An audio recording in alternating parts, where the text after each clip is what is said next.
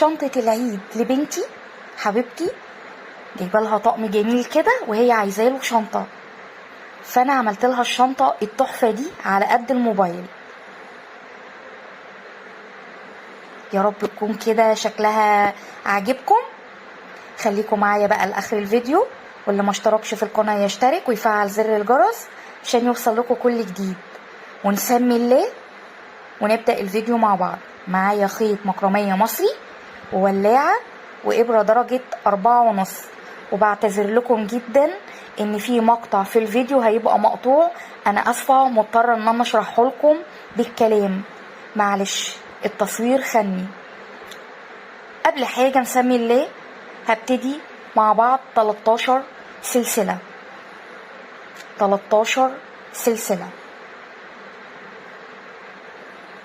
تمام كده.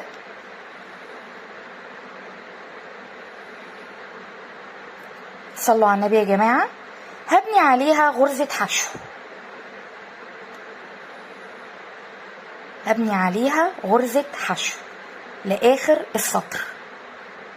وصلنا لآخر السطر، اخد سلسلة والف الشغل واخد برضو غرزة حشو، بس في الغرزة الخلفية زي ما انتوا شايفين. ادي الغرزة في بناخد اللي من ورا تمام كده برضو لآخر السطر، واخد سلسلة بعد ما وصلنا لآخر السطر برضو والف الشغل، ونفس الحكاية الغرزة الخلفية هبني عليها غرزة حشو لحد ما اوصل للارتفاع اللي انا عايزاه.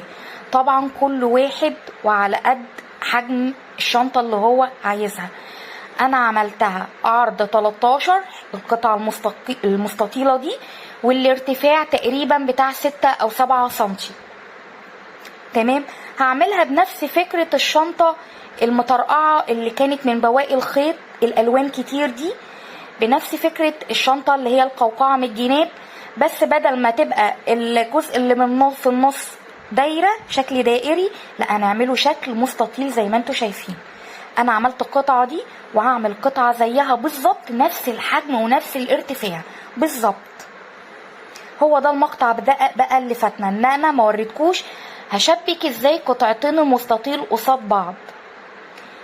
احنا في الدايرتين عملناهم 11 سلسلة، وعملنا 2 منزلقة 7 حشو في النص و2 منزلقة من الطرف. لا هنا هيبقى العكس، 7 سلسلة تمام